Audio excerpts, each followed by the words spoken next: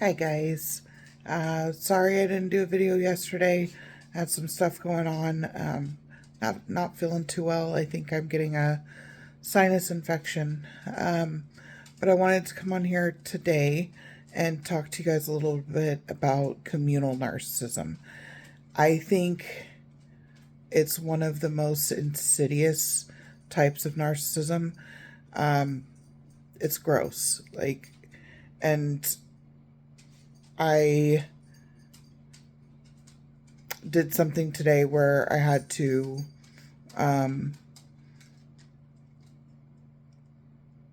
run into a couple of them and listened to them pretty much boast about themselves and all the things that they do and how great they are. So with communal narcissism, people pretend to be these wonderful pillars of the community, and to everybody watching, they just seem amazing.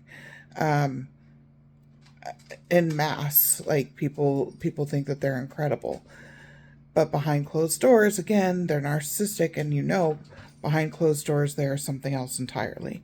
And I know the backstory of these couple of narcissists, and they were horrific to their children. And I mean, horrific. And so watching them pretty much perform today as these fantastic parents made me want to vomit.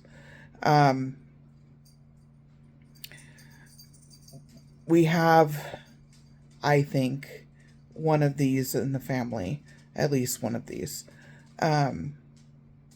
And it's disgusting because there's this air of holier than thou nonsense that goes along with communal narcissism. So the person in the family is super religious, but scary religious to me, because they took it a whole step further. So it's not just part of the church, but like a sect of the church that's not recognized by the church. So, which essentially just screams cult. That's, but this communal narcissist that I speak of is very...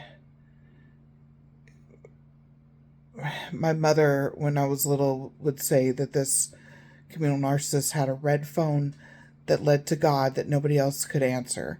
I always wondered why it was red and what it looked like. My poor little trauma brain as a kid. But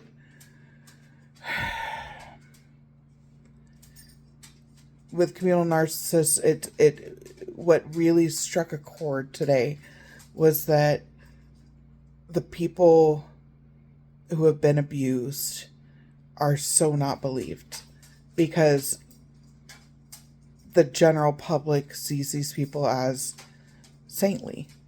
And watching this in sorry, Chupa's going nuts with this toy. Watching this in real time go down, it was disgusting. And I don't think it's talked about enough. I wish I could share more. This is somebody that is important to me, that I love, and so I don't want to share their story. That's not my place. But it was just very painful to watch somebody that I love, being ganged up on and essentially not being believed. And I was there for support, because that's what this person deserves, is support.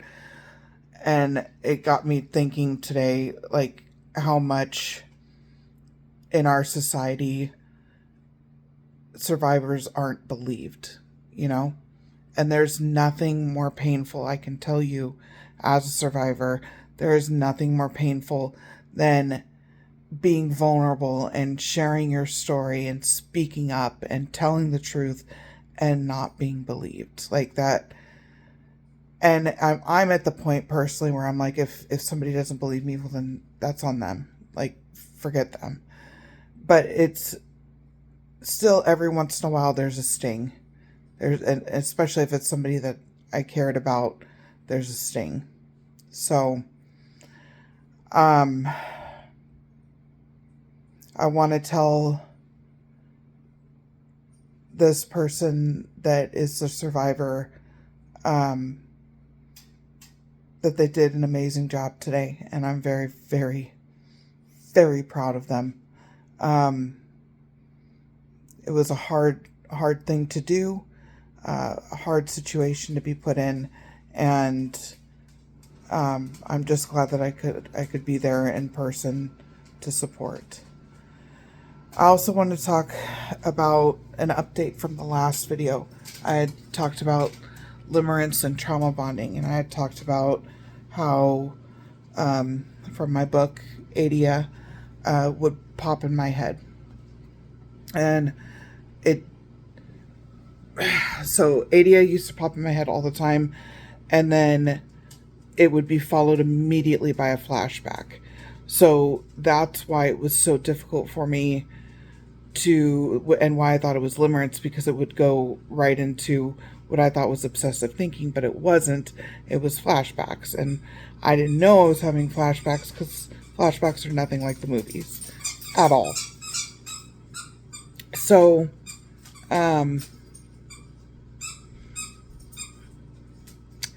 I realized it's been 3 years since breakthrough, and it's not until recently that I realized when Adia pops in my head, I no longer go to flashbacks. Or at least not as frequently. I can't remember the last time I did.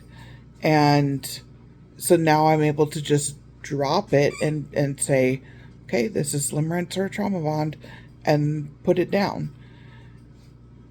The reason that I was so stuck for so long was because of the flashbacks.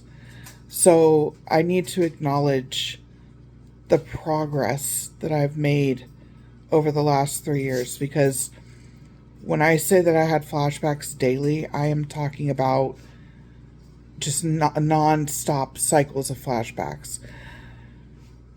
I don't have that like I did. Now, it'll still happen, but not like before. Not like before, and that is huge, because that's what kept me stuck for so long. With many trauma survivors, you get people or survivors that have lapses in memories and can't remember things, and that's their minds protecting them. For me, I don't have a lot of that I know of. I have the opposite issue, where I remember almost everything. And the reason that I remember almost everything is because of the flashbacks. I was never able to forget anything, you know? So when I sit back and I really think about it today, I'm like, my God, I have made such huge strides in my healing, just looking at the fact that I don't have flashbacks like I used to. And that's massive. That is massive progress. So I'm feeling good right now, because that's, 3 years to come this far. That's amazing. It's amazing. So I know that this video was kind of jumbled with communal narcissism and limerence and trauma bonding and flashbacks. But I have a whole hodgepodge of ideas going on in my head right now. So yeah.